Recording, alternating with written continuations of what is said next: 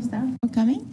So for today's Eye on Africa, we have Sharlissa Moore, who is an assistant professor of international energy policy in the James Madison College right here at MSU. Her teaching and research interests focus on the social, policy, equity, and security dimensions of energy systems, particularly those that cross nation-state borders and are undergoing dramatic changes. So her book on Morocco's solar energy plan and its relationship to energy transition in the European Union, called Sustainable Energy Transformation, Power and Politics, Morocco and the Mediterranean, was published in the fall of 2018 in the Drought Studies in Energy Transition book series. And the title of her talk today is For a Region to Morocco, Balancing Local and National Sustainable Development Goals for Morocco's Solar Energy Ambitions. So thank you very much for coming. Perfect. Thank you so much. Thanks for having me, and thanks for attending on such a beautiful sunny day. Make sure that's working. So I'm going to start my talk by just giving you a brief introduction to Morocco, so we're all on the same page. I'll talk about Morocco's renewable energy policy and strategy as part of national pride and addressing a variety of socioeconomic challenges. I'll go through some of those social goals quickly, and then also talk about the international aspects of this renewable energy strategy and how it relates to Morocco rejoining the African Union. And then in the last part of the talk, I'll talk about some of the challenges to achieving socially sustainable development that we've seen in Morocco. And I have two main takeaway points. So the first is that Morocco's renewable energy strategy can serve as an exemplar for other countries in Africa that are seeking to balance economic development with climate change mitigation strategies. But having said that, there are drawbacks of the plan, or there are places in which the plan does not provide entirely equitable, sustainable development. And so my second takeaway point is that achieving socially sustainable development is extremely challenging and something that we need to be working at in the international community. So this is a map of Morocco. It's often said to be in a strategic geographic location connecting North Africa with the European Union, with the North Africa and Middle Eastern region, and also with Sub-Saharan Africa. So it's often spoken about as a crossroads country. It's only 14 miles away from Spain across the Strait of Gibraltar. And the official language is Modern Standard Arabic, or Fusha, which is not actually a spoken language typically. So the local dialect of Arabic is called Darija. It's influenced by Spanish and French. And a lot of people still speak French, and French is still used quite a bit in the government. And Tamazight is also now an official language of Morocco, which is what in the West we would call the Berber language in its dialects. So a little bit about the government in Morocco. So it's a monarchy, as you probably know. The ruling family dates back to the 1600s, so it has strong historical legitimacy. The family is also said to be descendants of the Prophet Muhammad. It's Sharifian, and so it also enjoys strong religious legitimacy. But I'll talk about some of the recent social movements since the Arab Spring. The king is Mohammed VI. And there was a new constitution in 2011 after the Arab Spring. There are a lot of critiques about the process of creating that constitution and kind of the lack of inclusion of a lot of different social groups in that. But since that new constitution, Morocco does have an elected parliament, although the prime minister is still appointed by the king. So a little bit about my work in Morocco. I first went to Morocco in 2012 for a scoping trip to set up my dissertation research. Then I spent a semester there in 2013 interviewing policy officials about energy policy in Morocco. I've also participated in 4 study abroad trips for Arizona State University students to Morocco. co-directed with one of my committee members for my dissertation, Mary Jane Parmentier, who's now a dear friend and colleague. And this is the two of us with Iman Essamadi, who works with international studies abroad in Morocco and has been really instrumental in helping us with these trips. So on sustainable apple farming and how the solar industry is affecting apple farming in the Midelt region of Morocco. So we'll talk more about that in this talk. In terms of my work, I published a book in 2018, although it has a 2019 publication date, which is available through the MSU library in hard copy and e-copy if you'd like to check it out.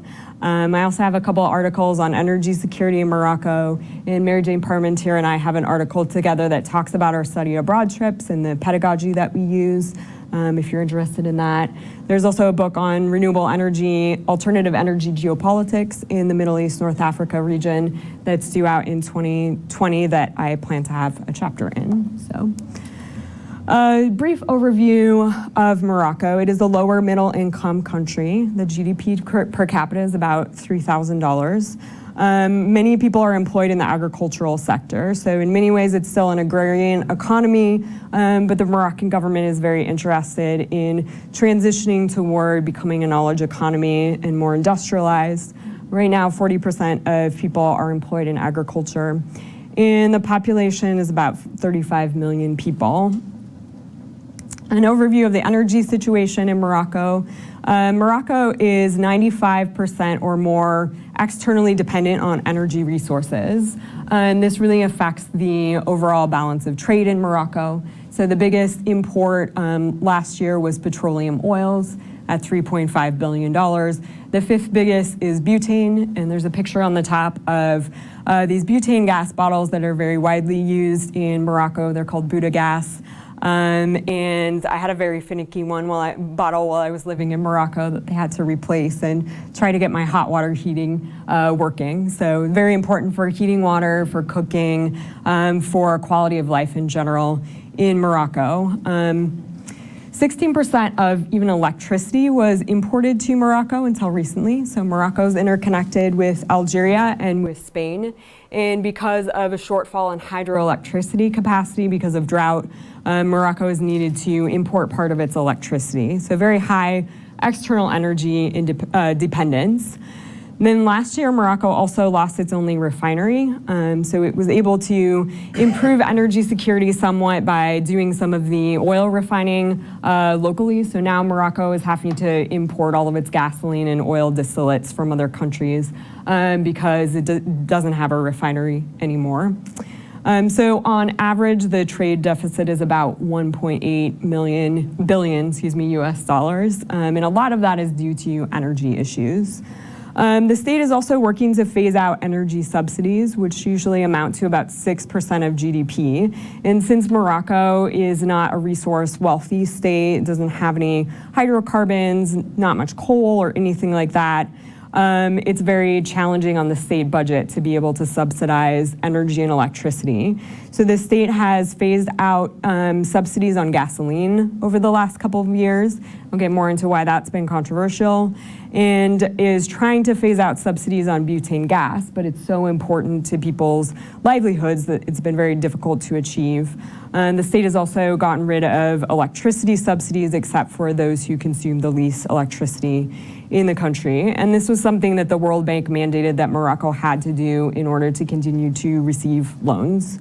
Still, gasoline is about $4.43 per gallon in Morocco, so pretty expensive compared to what we enjoy in the United States.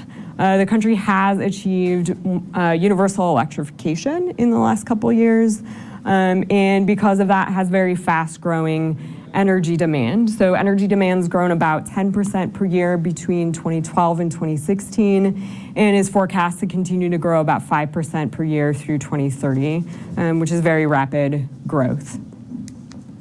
So throughout my project, I've wondered what consists of a sustainable energy policy as opposed to just a green energy policy that focuses on climate change mitigation and avoiding using fossil fuels. So I'm going to read a little excerpt from my book in which I'm reflecting on this to kind of set up some of these questions for the talk. So in the summer of 2016, I stepped out of a Jeep near the town of Merzouga in southeastern Morocco, not far from the Algerian border. It was a sweltering hot day with temperatures exceeding 100 degrees. The breeze merely served to blow a wall of hot, dry, sandy air into my face. We were surrounded by crumbling mud brick homes. Some were occupied. One had a small solar panel glimmering on top, providing a bit of electricity from the intense sun. Our guide led us toward a canvas tent pitched in the sun and a small hut used for cooking. A down-to-earth woman in a pink robe and turquoise scarf warmly welcomed us and invited us to sit next to her as she lit a fire under the tea kettle, her children beside her, one with a small soccer ball in hand. I winced as I watched smoke billow up from it, imagining microscopic particulate matter lodged in tender lungs. Such energy poverty is rare in Morocco. But I was cautious about making assumptions, as I was merely a tourist in a long lineage of Western travelers, too quick to reduce this complex environment to stereotypes and myths about barren deserts. As the water boiled, our group of 15 people crawled under the canvas tent, removing our shoes to sit comfortably on rugs. Our gracious host informed us that the last few days had been miserable because the family had been forced to hole up in a hut as the wind raged for hours. Today was a better day. We asked whether she had a husband. She said she had one, but without any elaboration. She stated matter-of-factly that she had decided she was better off without him. She would like her children to go to school, but a daily trek to the nearest town was simply impossible. She survived through a social network. Friends brought her goods, as well as visitors like us. Markers pointed to the history of this place. Nearby were the remains of a coal mine the French protectorate had built to fuel colonialism, along with decaying administrative buildings and a cemetery for miners. In the west, these structures would have perhaps been turned into a museum, but here they were left as living history, as a visual testament to an unforgotten past. The fossils that people sold along the roadside suggested that the protectorate was, in fact, recent history for this area. Our guide spoke of his childhood when there were thousands of camels and caravans in this place, before the region was shaped by urbanization trends. We remarked that now there are more tourists than there are camels. He nodded, a wistful look on his face.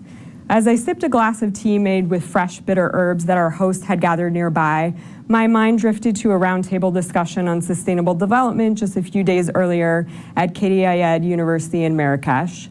The Moroccan students had introduced us to elements of sustainable development that are often overlooked in Western-centric sustainability discourses. Our premises for the concept had very little in common. Our American students talked about improving U.S. education on environmental impacts in order to correct the aspects of U.S. culture that are not conducive to environmental sustainability, and to encourage Americans to consume in responsible ways. In contrast, the Moroccan students emphasized the importance of preserving the country's patrimony and heritage for future generations. The Moroccan students argued that sharing culture so that it does not die is the main idea of sustainability. But they disagreed about the relationship between socioeconomic development and environmental sustainability. One of the Moroccan students argued, "We haven't reached development, so we can't talk about sustainability." She explained that many people who harm the environment as part of their livelihood did not have the equity of opportunity to go to school or otherwise to improve their human capabilities in order to pursue a different livelihood. They should not be expected to live an environmentally sustainable lifestyle without equity of opportunity and inclusion in socioeconomic development. Another student disagreed, saying that environmental sustainability and development must go hand in hand. Then a PhD student implored that our discussion of sustainable development go beyond resources. It is instead about humanity, gender, equity, capitalism, and income disparity.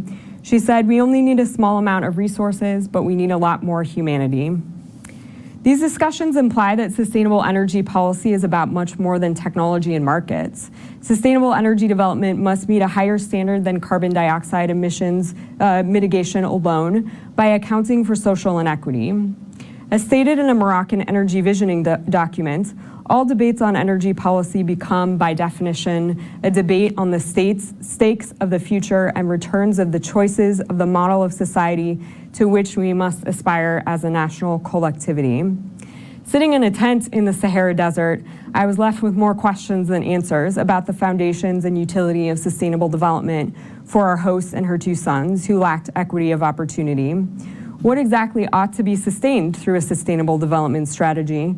Is sustainable development possible when not everyone has the equity of opportunity to pursue an education and secure a livelihood, when people lack what Amartya Sen and Martha Nussbaum have called human capabilities? What do Moroccans want their future to be, and how will this future correspond to Morocco's past and to its nation-state identity?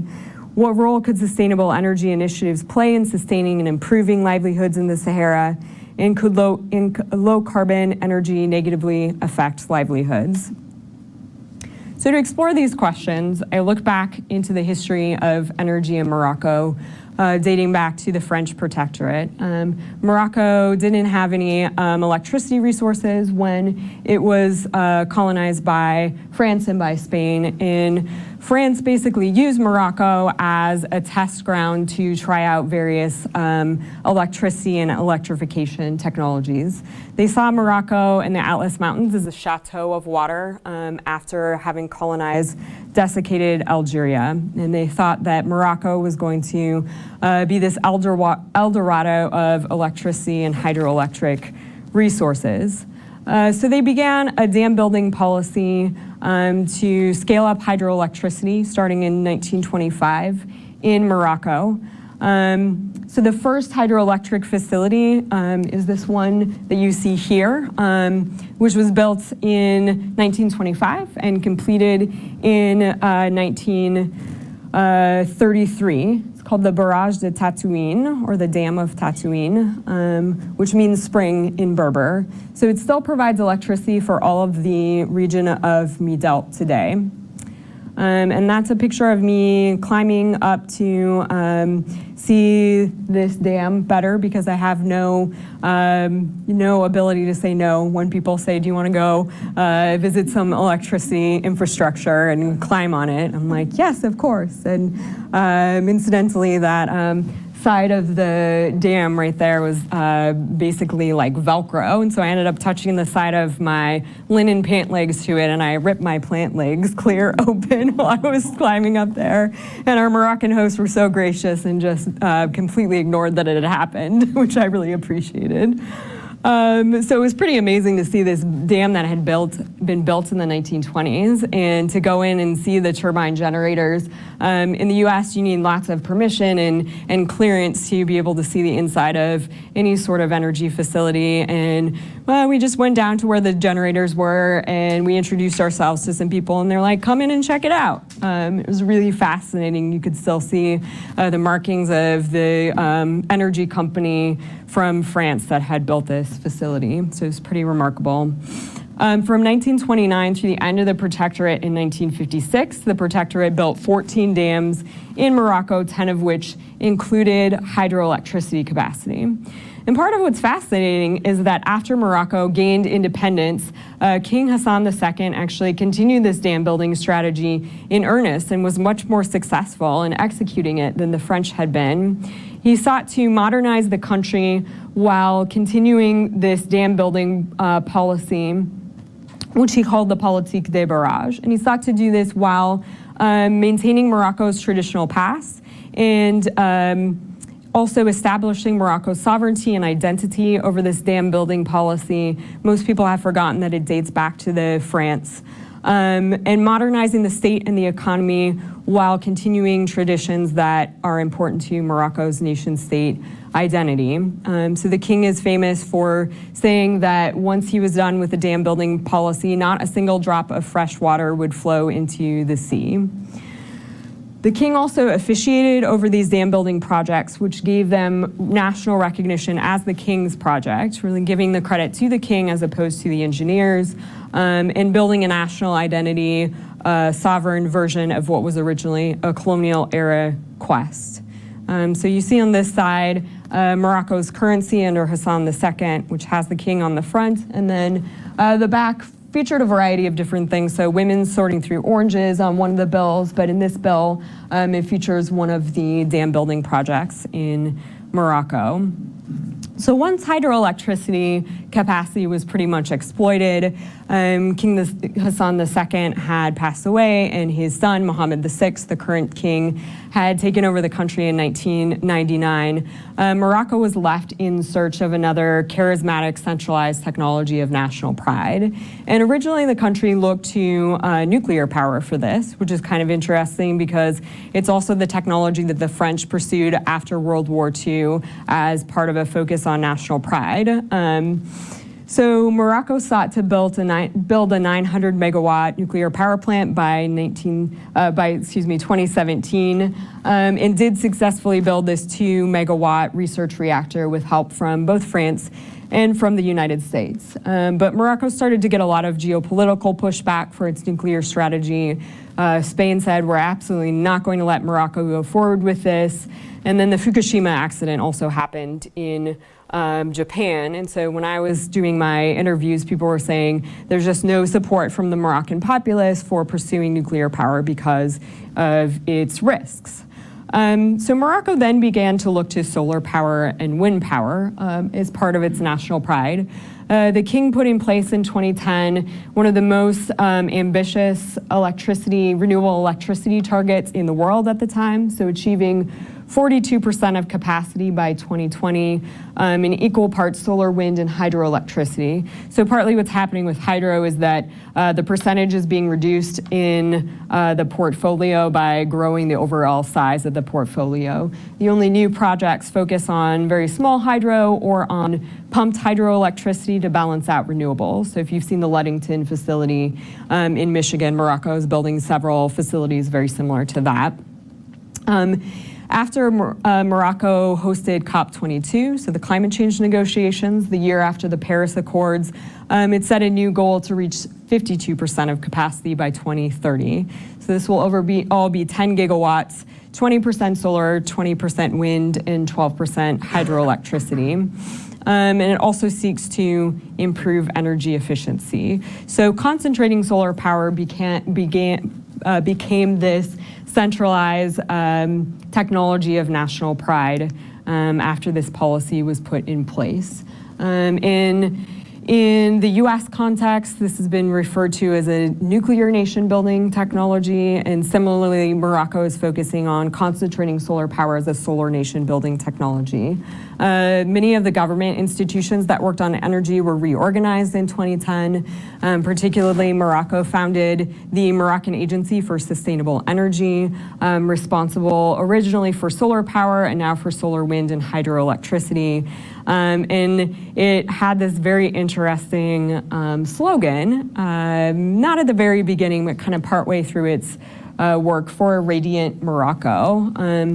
And Gabrielle Heck's book that talks about France's nuclear nation building technology, which sought to establish national pride for France, is called The Radiance of France. And she talks about how rayonnant means both radiation and radiance in France. And so Morocco also kind of used that play on words to emphasize its solar nation building strategy.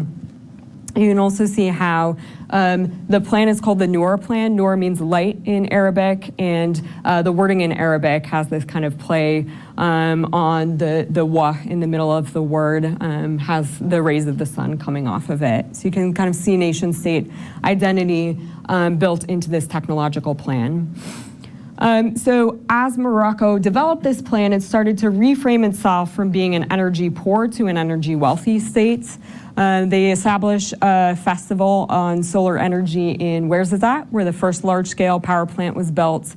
And the organizers said, we organized this festival to show one idea: gold is in the sky. The sun is a treasure for our country through three main areas: through arts and culture, science and technology, and through knowledge and discovery.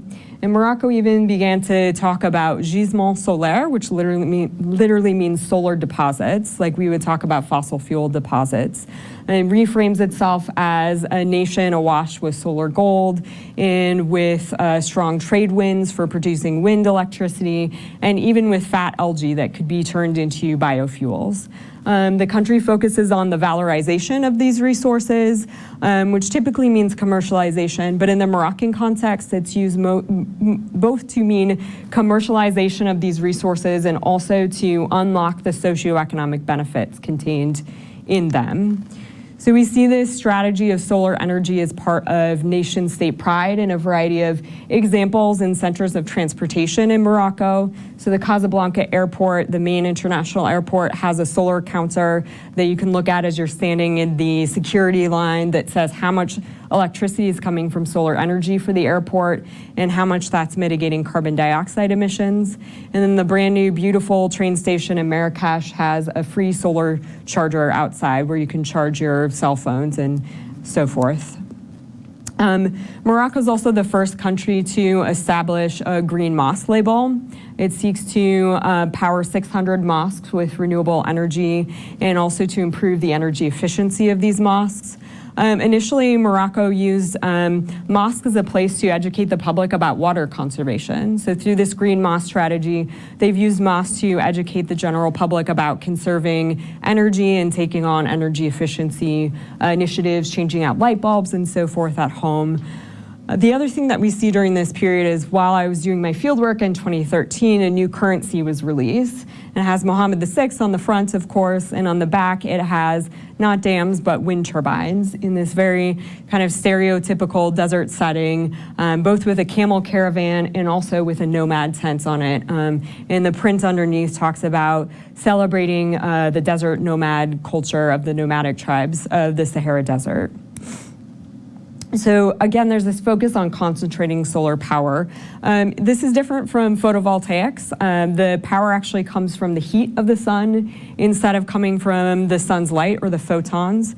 So basically the technology takes the sun's heat and uses a mirror to center it onto a focal point. In this case, it's the tube that runs along the solar troughs.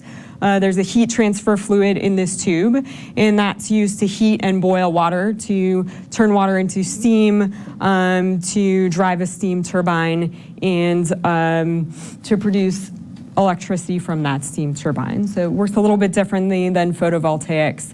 Morocco built its first solar facility in Ouarzazate, kind of in the center of the country, 510 megawatt capacity, which is really big.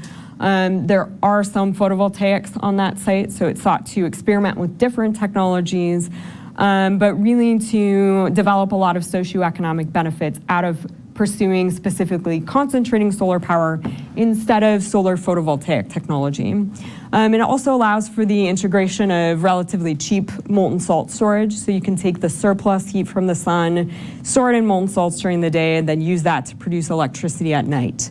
So the last phase of Noor produces electricity actually 21 hours per day, and Morocco's brought the cost down at the same point in time. So I'm going to go quickly through some of the goals Morocco is trying to address with this strategy, and then talk about some of the social aspects of inequality in this plan.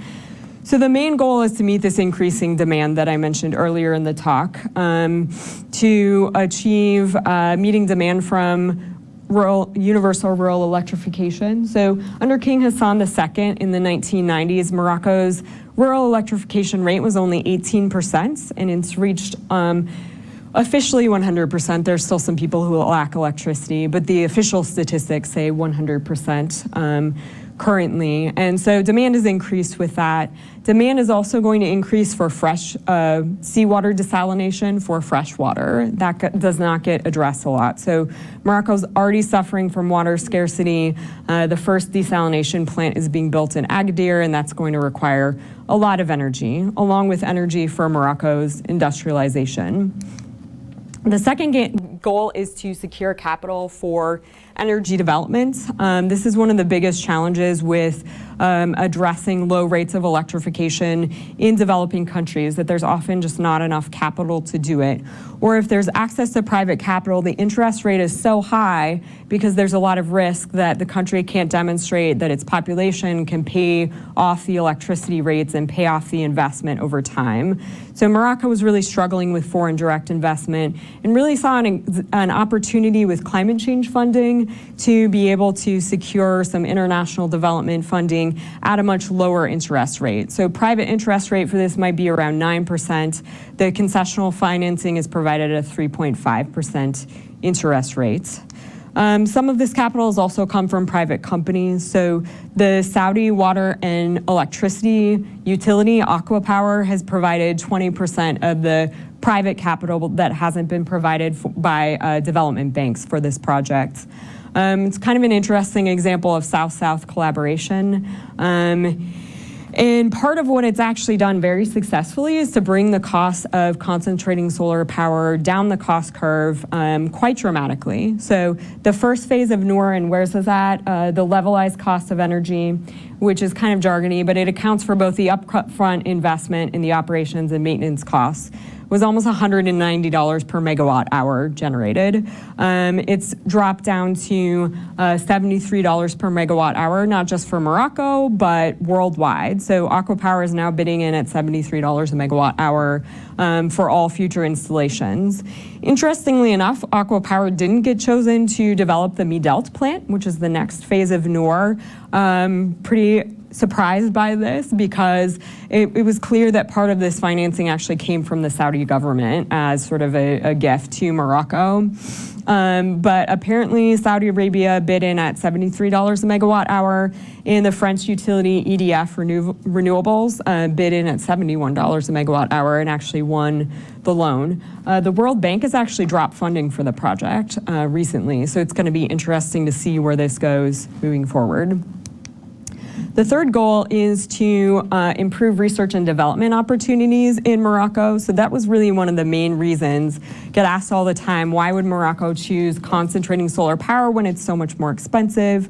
It's because the Moroccan government saw that a lot of the opportunities for research in photovoltaics had already been taken up by Germany and the US and China, and really saw an opportunity to participate in innovation in heat transfer fluids and things like that. So they've also established their first competitive funding agency, similar to the National Science Foundation, but more focused on applied research, IRZEN, and also the first national lab, MASEN. So the next goal is to achieve rural development. There are a lot of issues with inequity between urban and rural areas that's driving people to move from rural areas to urban areas. But the infrastructure in urban areas really can't support this increase in population either. So a lot of people are ending up living in substandard housing and not even being able to find work. So MASEN really sought to put a large amount of investment into the poorest regions of the country.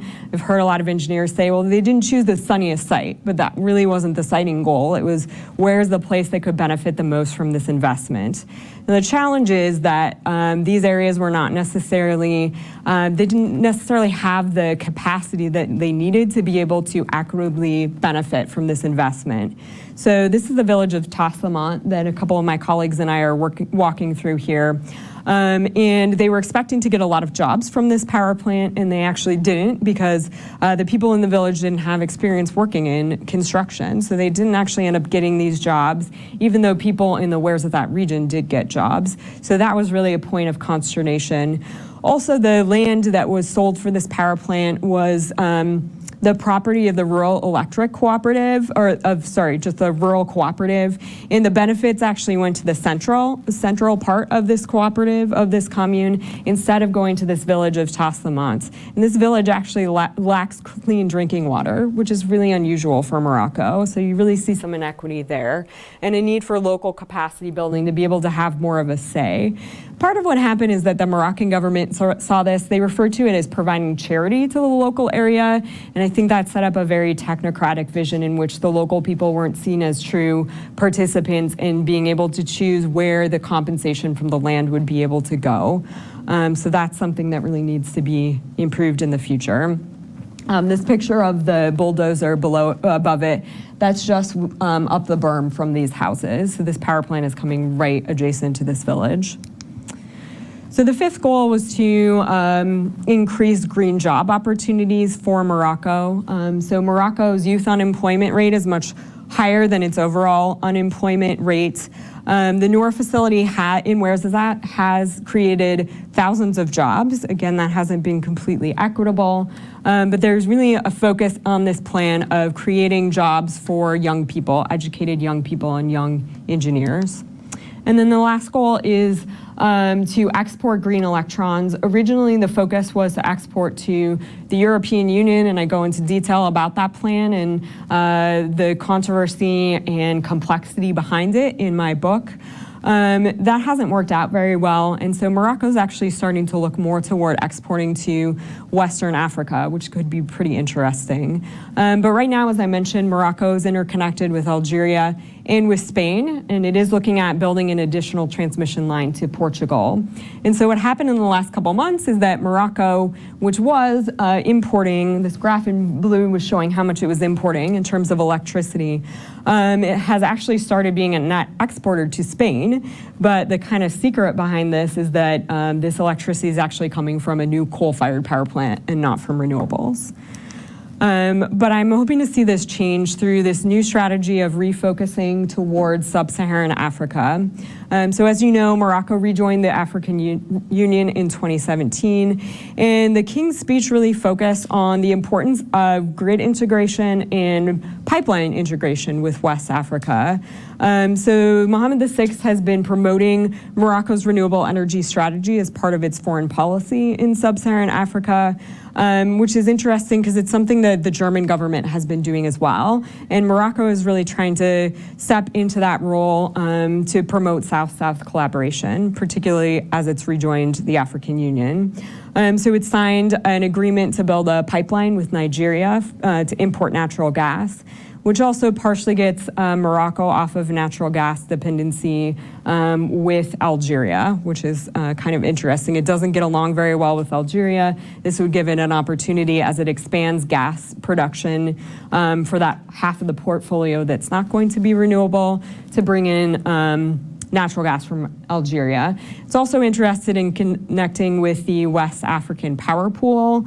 The only concrete proposal for a line goes from Western Sahara, where Morocco's managed recently to build solar and wind projects, which has been very controversial since the sovereignty of Western Sahara is under question. So the line would go from Dakhla into northern Mauritania, which is kind of puzzling to me because most of the electricity demand is in Nouakchott and not in northern Mauritania. So I'm not quite sure where Morocco is going to head with this. So I want to wrap up by I've talked a lot about the benefits. I think this is a really interesting example of a low middle income country being very committed to climate change mitigation via a socioeconomic development strategy. But I want to talk about some of the challenges of that actually achieving socially sustainable development. So I'll go quickly through 3 examples before I wrap up. So as I mentioned at the beginning, I'm starting some work in Midelt with apple farmers. Midelt is the location of the next Noor facility. It's an 800 megawatt concentrating solar power plant, which is huge. This is very, very big. Will be the biggest in the world once it's completed. Mostly CSP, some integration of photovoltaics because it's still much cheaper, even with bringing this down the cost curve. So this is the site that will be developed for CSP. This region is facing a lot of challenges. Again, by design, it's one of the poorest regions in Morocco. The French had started both the apple industry in this area and lead and galena mining. So this is a picture of the mouth of a lead mine that I went into a couple years ago, which is a pretty fascinating experience. If you remember the picture of the bus on my first slide, that was our bus going over the bridge to reach this mine. It was really one of the strangest places I've ever been. There were still the French settlements that people had just abandoned when they left the country in the 50s. So those mines, the last of them have closed down in the last couple years, and that's really taken a toll economically on the region. The poverty rate is 3 times what it is nationally. The unemployment rate is almost double what it is nationally. So a lot of challenges in this area. So we're working with smallholder farmers who we've met through our study abroad trips, who are very interested in improving their sustainability and also their access to the market. And part of what we're asking is, how will they benefit from the solar power plant? And there's really not a good way for them to benefit directly. So they're facing a lot of challenges. They're already facing issues with climate change. This region has a lot of water scarcity. Overall, Morocco's water goes mostly to its agricultural sector, almost 90% of it. This area only gets about 8 inches of annual rainfall, which is pretty dry. It's also irregular. So there are years when there's just not a lot of rain, and there needs to be a lot of irrigation to make up for that, which takes a lot of energy, right?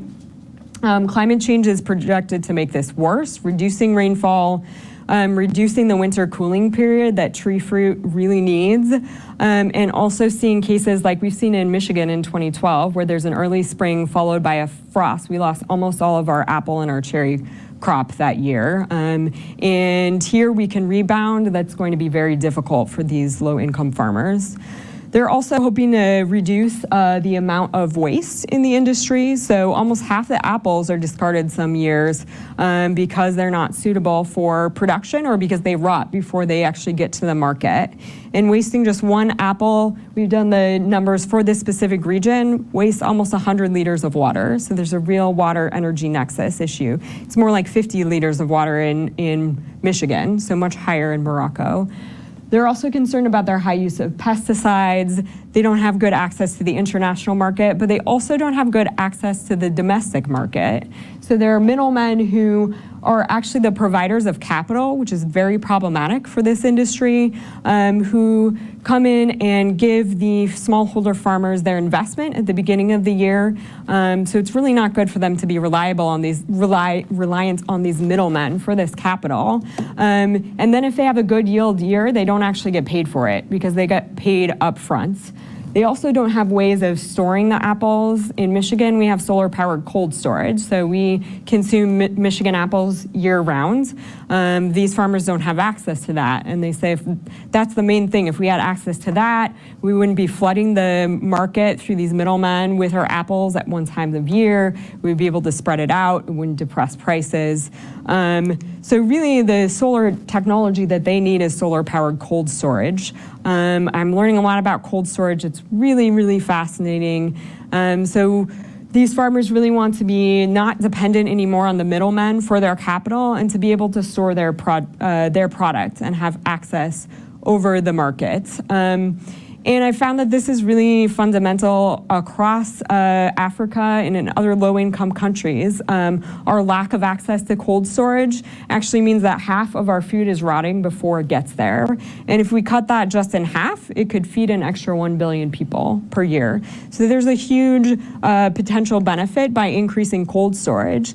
But then while we focus a whole lot on the opportunities for the participation of social science in planning for clean cook stoves, which often have failed because the engineers haven't taken the social and cultural context into consideration, I haven't seen any work like that for cold storage. So that's where I'm hoping to move my research in Morocco. What I found is that, this is a quote from Kirk Richter at MSU, that the landscape in the developing world is littered with failed cold storage projects.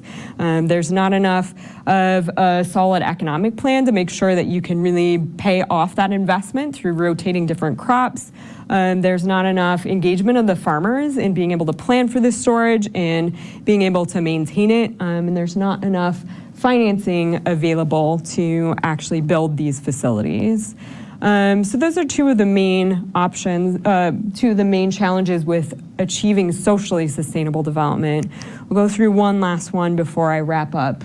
And it may be one that you've heard of in the media, although it didn't get a lot of coverage in the US. So in 2016, a fishmonger from Al Hoceima in the northern part of Morocco was killed in the back of a garbage truck. So he had swordfish that were caught out of season, and the police approached him and his colleagues with this illegally caught swordfish, and they said, we've agreed with the European Union that you can't fish for swordfish during this season, and they threw it in the back of a garbage truck. And this is probably their income for potentially the entire year or the entire season. So the fishmongers jumped into the back of the garbage truck to retrieve the fish, and there are social media accounts of this. People videotaped the police saying grind them, and so his colleagues were able to jump out of the truck, but he got stuck in the truck and actually got crushed to death. This ignited protests in Morocco, as large as the ones that we saw in other parts of the region in 2011 during the Arab Spring. Again, very little coverage in the media. One thing I learned at the time was that we didn't have any media correspondents from the US who were in Morocco. All the reporting on this was happening out of Egypt, and it was really getting a lot of things wrong. So people started a movement called Hirak, the People's Movement. They really focus on capabilities, justice, social rights, and human dignity, with people saying we're not pieces of garbage that you can discard. What was interesting to me is that they weren't necessarily contesting the development plans for Morocco around solar power, around green agriculture, but they were saying we're being left out of them, we're being discarded, we're not being given fair treatment as full citizens of the country. So this Hirak movement happened at about the same time that Morocco hosted COP22, the climate change negotiations. So it was very embarrassing for the country. And protesters showed up to COP22. The sign, which is in English, so you can kind of tell who the audience is, says, "Welcome to COP22. We grind people here." You can see the image of the blender. So they were really calling the international community to task. When we think about climate change mitigation, it's not just about the environment, it's about social justice and human rights too. And where's your support and attention on that, and not only on environmental protection?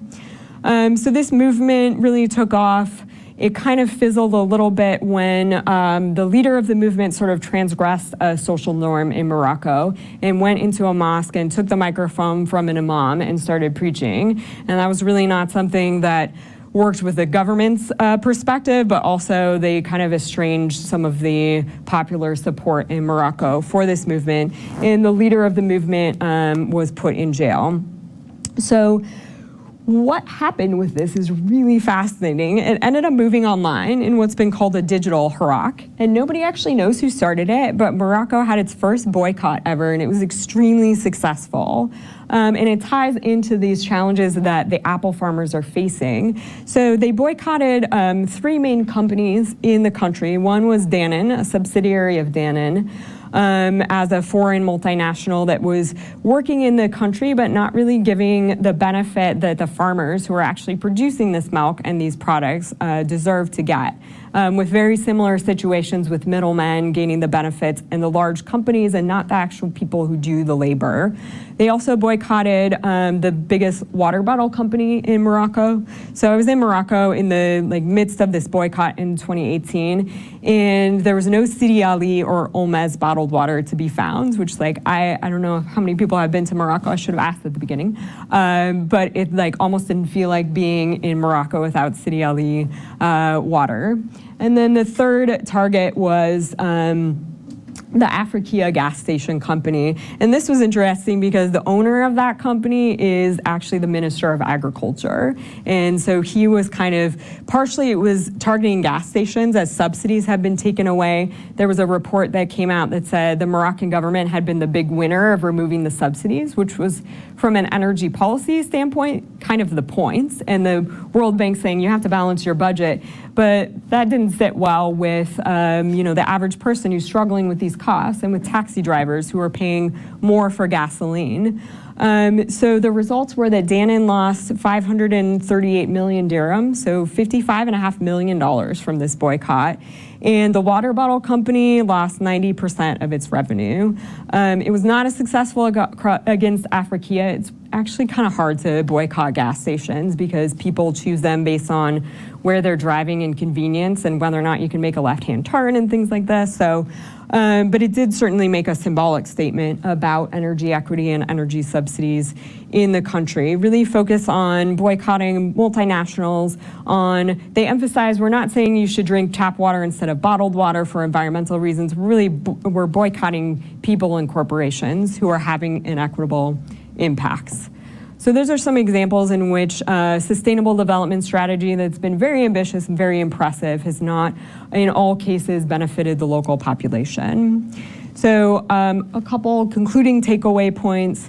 One, I think that Morocco's renewable energy strategy is a really interesting example of a developing country taking on sustainable development and mitigating climate change with a focus on trying to achieve these socioeconomic goals, even though they've not been successful in all cases. I think it also shows us that green development and sustainable development are different things, and sustainable development is much harder to achieve. And in achieving sustainable development that's truly inclusive is very complex, more so than just building bright and shiny technologies. So with that, I look forward to any questions and discussions.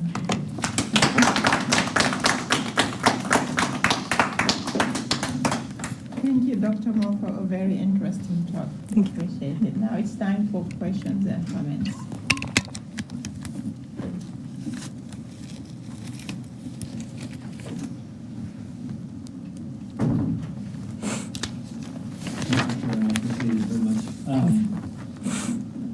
A couple things I wanted to ask her. I was unsure kind of how it works. Mm-hmm. I wondered, you talked about how one wasted apple wastes 94 liters of water? Mm-hmm. It's such a big amount. Like, what's going on with that process? Yep, that's a great question.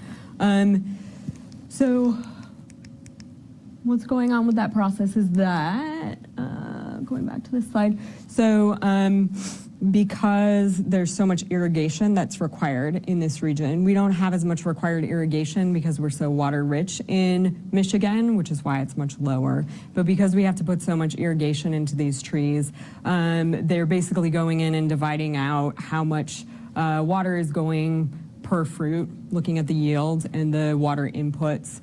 It also takes water to produce fertilizers as well as energy, right? And so it's trying to take the life cycle figure of when that apple goes to waste, what are the actual impacts on water? Does that make sense?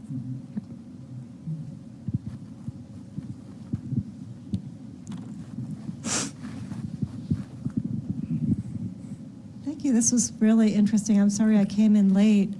I may have missed it, but I'm curious about your study abroad program and how, are you doing community engaged learning or student research? And then tied to that, why apples? It seems like in a really dry environment, there might be other crops that would be more appropriate for water saving. So that seemed a bit odd to me. Yep. Curious. Those are great questions. So for the study abroad trips, I participated in these mostly when I was a grad student. I went as a faculty guest in 2015, my first year at MSU, or I guess it was 2016. Anyway, so they were funded in part by the Walton Foundation. People know the Waltons. It's the family that owns Walmart, and they're doing a lot in sustainability, interestingly enough. So ASU has this big school of sustainability, and so they gave the school a large grant partially for study abroad. And for students, they wanted to have students understanding how to improve the sustainability of supply chains in the countries that they source materials from. So what Walton wanted us to do was to set up community-engaged sustainable development projects to show that we were having a tangible benefit with their money on these trips. And partially it's really fantastic. We took a lot of students who had never left the country before. We took some students who had never been on a plane before, and Walton certainly made that happen. But on the other hand, we're taking students who don't know anything about Morocco, who don't speak the language, who really just kind of need that fundamental cross-cultural experience and learning. And we were really hesitant to set up a project in which our students could actually end up going in and doing harm. So Walton said, we really insist on this, you have to do it. So we did try to do a couple smaller scale things. The other thing too is like, students are taking a month to go see this country, and we didn't want them to necessarily just see one area. So that was something we struggled with. But a few things we did, we took the students to a village in the Atlas Mountains that had never had tourists before, so we were cautious. We worked with a local organization that had been working, a Moroccan organization that had been working with the community, and said, please tell us what it is that we can do to contribute without harming. And so we painted their schoolhouse. Even with that, it was really fascinating. We showed up at like 9 in the morning. It was a production. They fixed the road for us. Otherwise, our van wouldn't have been able to get in. So there were local tax dollars that went to fixing this road, which I hope benefited local people too. And then the news station from Marrakesh came with us, which we didn't realize was going to happen. And the kids had like prepared this huge presentation and meal for us. So we show up in the morning, and they do singing and dancing and cross-cultural education. So we learned words in Berber, and they had an assembly, and they fed us a 5-course meal, which is very normal in Morocco. And we're sitting there being like, what are we contributing and what are we taking away? And the students started to get frustrated. Around 5 p.m., they're like, are we going to paint this school? And I was like, we are, but you know what? This is part of not taking a neocolonial approach to this, because for us to descend into this village that has never had foreigners, and for us to just start working without there being something reciprocal where they're showing us hospitality is just not going to work. It's going to end up being exploitative. And that's something we sometimes forget when we try to do these projects abroad. So we painted late into the night, which was totally fine. And then we actually stayed in people's houses on their couches. So we had a lot of reflections on what did we take and what did we give. So Walton wants something really tangible, but what did we get out of this that was intangible for cross-cultural communication on both sides? We also went into that village of Taslamont that I talked about that lacks clean drinking water. What I would love to do is try to figure out if there's a way we can contribute to that. But what they said they wanted us to do was to work with the kids for the day. So we did face painting and various activities. So I'm trying right now to get funding for a trip that would take a smaller group. We usually have 20 to 30, which is pretty big. A smaller group of MSU and ASU students to work on setting up some cold storage in the Midelt region. So I do want to go there. But I wanted to have a lot of experience first, thinking about how to do this ethically. Sorry, that was really long-winded. So we talk about that in our article too. It's something I've grappled with. Why apples? So because the French thought Morocco was really water-rich, and set up a lot of hydroelectricity, which has been really problematic. And but so that happened in the early 1900s, and we talked about this in our 2018 trip. We met with the former Minister of Agriculture who's from that region, and we asked a lot of questions about, can we transition to something else? The challenge is saffron might be a really good option. It's a very economically beneficial crop. But when we talk to the farmers, they're like, we have an identity as apple farmers. It's our know-how, it's our culture. There's a very different culture. There's a different set of families with a different set of last names who grow saffron, and that's not us. So I think at this point, really what they want is technology, right? And as a social scientist, sometimes I'm like, throwing technology at the problem isn't the way to fix it. But as long as it's well planned and it's well set up, I think it makes sense to try to see if we can help, or really should come from the farmers, if the farmers can develop a more sustainable method of apple farming in that region. So, sorry I talked too much. Other questions?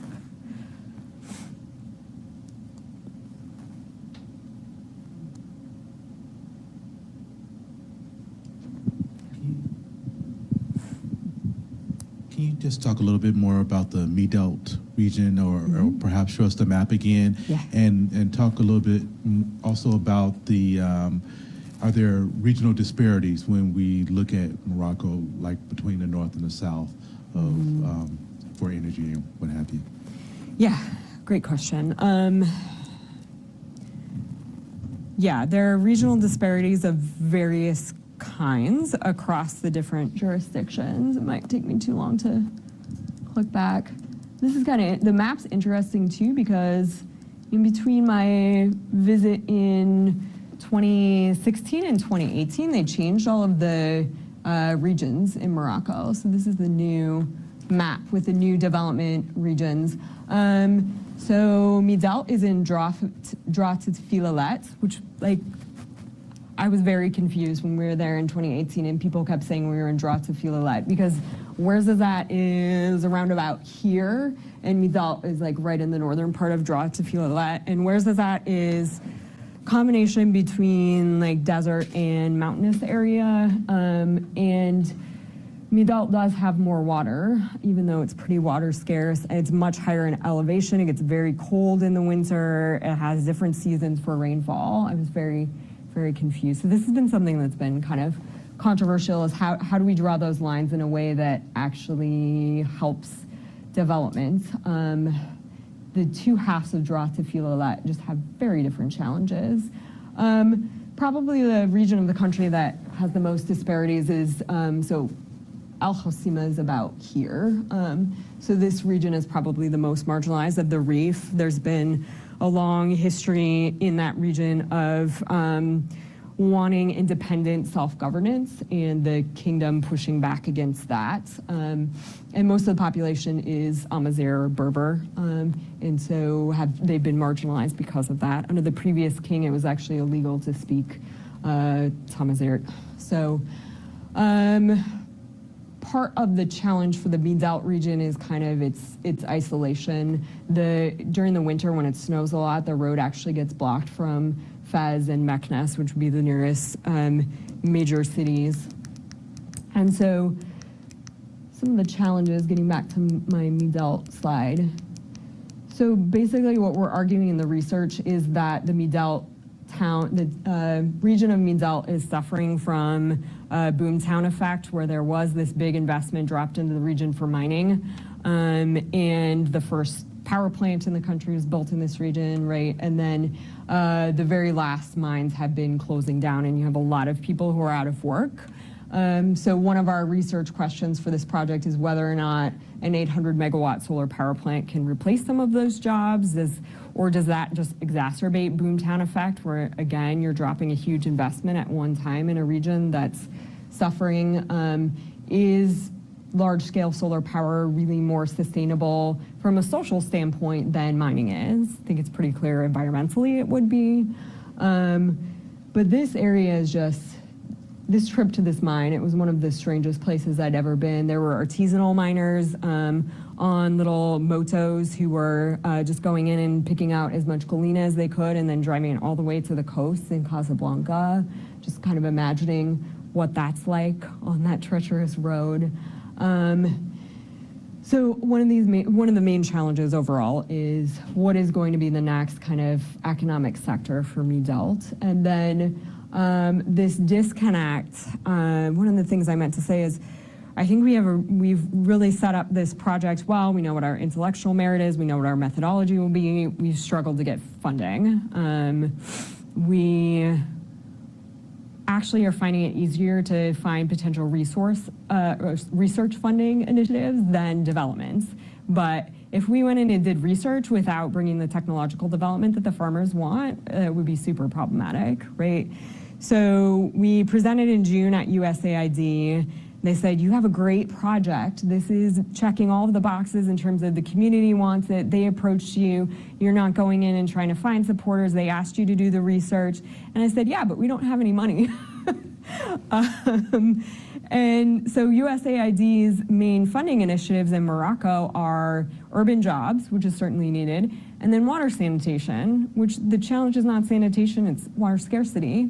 So where's the money for water scarcity and for addressing these socioeconomic issues with farming that is really what's needed? And that's just this classic disconnect between where's the development funding going, what nation-state interests are affecting that, and then what do local people actually need and want? And cold storage is very, very obvious, and I don't see really much in the way of funding initiatives for it. So we'll keep working on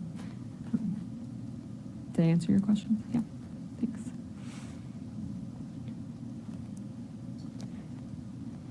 How many people have been to Morocco? Come on. Great.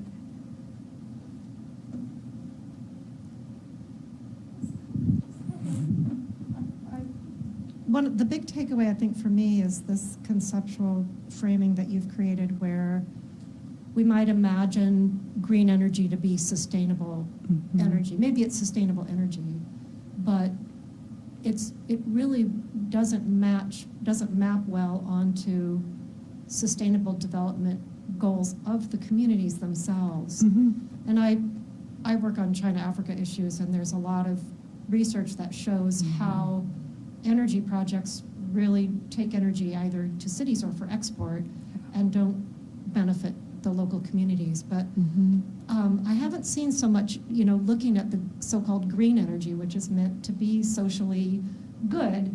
And then to hear this, I think it's a really important message, and that just because it's renewable doesn't mean it's sustainable. Am I kind of getting what you're talking about? I just Yes. wanted to make that comment that it's something I haven't heard much. It's not my field, but I think it's an important message for us. So Appreciate that. I mean, and at the same time, Morocco has met a lot of socioeconomic development goals. This could be more on the green energy side, right? There has been a lot of thought put into what are our national goals and how can we achieve them, and some success in that area, but not enough, as you said, engagement with the local scale. And I haven't heard a lot of dispute from the local scale that they don't want renewable energy. People think it's great. They're really proud of it. The people in the Taslimat village that I mentioned, actually, they had this quote in one of our focus groups that, well, if His Majesty had just sent his advisors here to tell us that he needed this for the kingdom's national benefit, we would have just given the land for free, which I think is a bit hyperbolic, but they buy into this strategy, but it's also like, where's the local participation and where's the local benefit? It needs to be both at the same time, and it just turns out to get the national scale and the local scale at the same time. Is you need two different initiatives, right? And the local one's missing. So. Yeah, if you don't mind making me one other comment, it reminds me of some of the literature on other environmental projects like conservation, where people are displaced from landscapes that are conserved as parks or reserves, and they lose their rights to that land. So their citizenship, in a sense, is compromised because the right to live there, but also to use water and other resources within that space is no longer available. And then what happens is you get these kind of community conservation projects or even charity projects where the things that used to be acquired through rights are now acquired in the form of a privilege. Like, oh, we'll give you some water, or we'll give you the privilege of coming in 2 or 3 days a week. Where I work, it's firewood into a protected forest. And so I think that issue of privileges or charity to rural populations is one that's really problematic. I've seen it in South Africa too with game parks. And anyway, that's something in the environmental history literature that really resonates with what you were saying about these villagers. Yep, definitely. And MASEN's aware of that. I don't want to be unfair to the Moroccan Agency for Sustainable Energy, but I think other than this kind of slightly technocratic framing that they tend to put on it, they really do want to help the local population. And I think Morocco would be very open and willing. We've talked with MASEN after we did our study in Where's Is That. They were very receptive to trying to improve the process. One thing they did was change from wet cooling to dry cooling to save a lot of water, reduce water usage by 90%. But I think we don't have a lot of good examples of how do you actually do this well. We've seen it go poorly so many times. And should we not do large-scale solar and focus instead on solar irrigation and cold storage, or can we do both at the same time? And how do you really include local people as true stakeholders in that? Right. Seems obvious, but I think it's probably really hard to achieve. Yeah, because MASEN is certainly very well intentioned. So.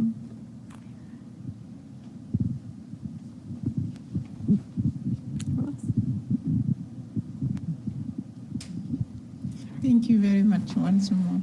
And thank you, everybody. For next week, we have Gozebel, who will be talking about Africa's entrepreneurship. So if you're interested in business in Africa, so be here next Thursday. Thank you very much. Awesome. Thanks.